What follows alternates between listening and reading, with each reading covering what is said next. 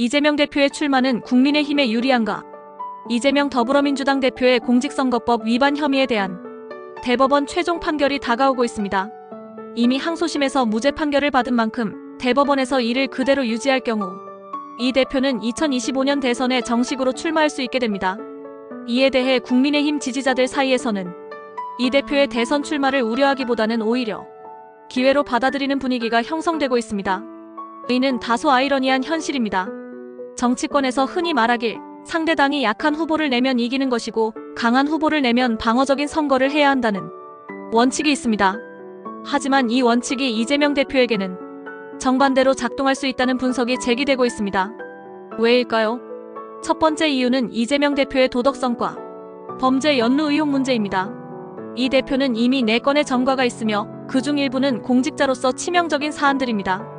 게다가 현재 대장동 특혜 의혹, 백현동 용도 변경, 쌍방울 대북 송금 사건 등 굵직한 중범죄급 재판이 여전히 진행 중입니다. 단순히 선거법 위반이 아니라 국민 세금과 국가 안보를 위협한 혐의까지 포함된다는 점에서 이재명 대표는 정치 지도자로서의 신뢰를 회복하기 매우 어렵습니다.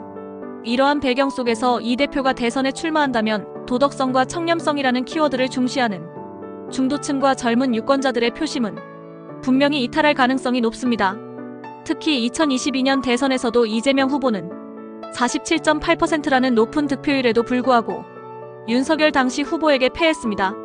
이는 곧 고정 지지층 이상의 확장을 실패했다는 반증입니다.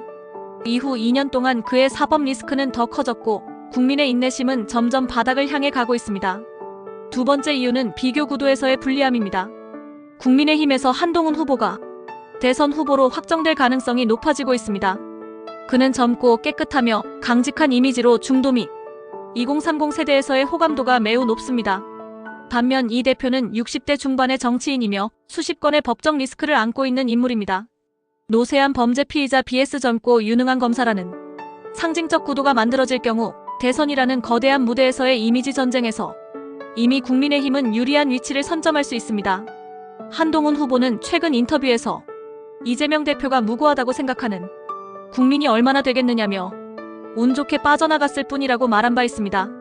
이는 단순한 정치적 수사로 보이기보다 중도층의 인식을 정확히 짚은 전략적 발언으로 해석됩니다.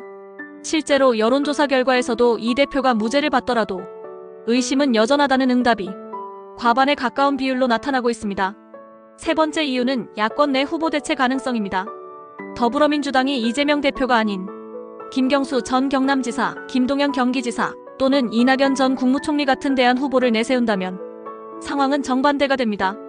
이들은 비교적 도덕적 논란에서 자유롭고 중도층 유권자와 수도권 표심을 끌어올릴 수 있는 잠재력을 갖춘 인물들입니다.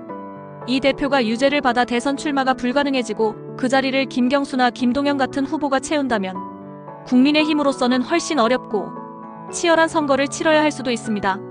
다시 말해 국민의힘 입장에서는 이재명 대표가 출마하는 것이 훨씬 쉬운 싸움이 될 수 있습니다. 지금은 오히려 이재명 대표가 대선에 나와야 국민의힘이 유리하다는 현실적인 인식이 퍼져 있는 것입니다. 야당 후보 교체는 선거 구도 자체를 흔드는 대형 변수이며 반대로 이 대표 출마는 검증된 약점이 있는 후보와의 재대결로 전략적 안정감을 줄 수 있습니다. 또한 이재명 대표는 무죄가 확정된다고 하더라도 도덕성과 국민 정서에서 완전히 자유롭지 못한 인물입니다. 무죄 판결이 곧 무결백을 의미하지는 않기 때문입니다. 국민들 사이에서는 이미 그가 법의 테두리 안에서는 벗어날지 몰라도 상식의 기준에서는 결코 자유롭지 않다는 인식이 퍼져 있습니다. 결국 유권자들의 선택은 법정이 아니라 투표소에서 이루어질 것입니다. 한편 국민의힘 내부에서도 경선이 치열하게 진행되고 있으며 후보 단일화와 중도층 포석 전략이 정교하게 짜이고 있습니다. 반면 민주당은 여전히 이재명 사수라는 구호 속에 당내 역량을 소모하고 있습니다. 이 대표의 사법 리스크를 감싸기 위해 당 전체가 움직이는 모양새는 정치 혐오를 부추기고 있습니다.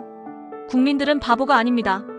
어떤 후보가 말만 앞세우는지, 어떤 후보가 실제로 결과를 내는지, 어떤 후보가 나라를 위해 싸우고 있고 어떤 후보가 자기 방어에 급급한지를 스스로 판단합니다.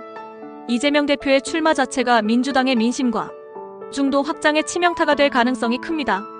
결론적으로 이재명 대표가 대선에 출마하게 된다면 국민의힘에는 명확한 전략적 기회가 주어집니다.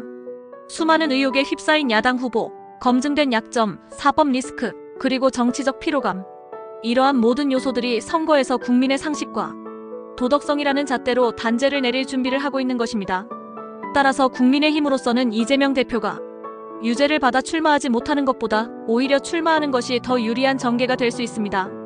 아이러니하지만 정치에서는 때로 약점이 명확한 상대와 맞붙는 것이 최고의 시나리오입니다. 이재명 대표의 출마는 그러한 전략적 기회로 작용할 수 있는 것입니다.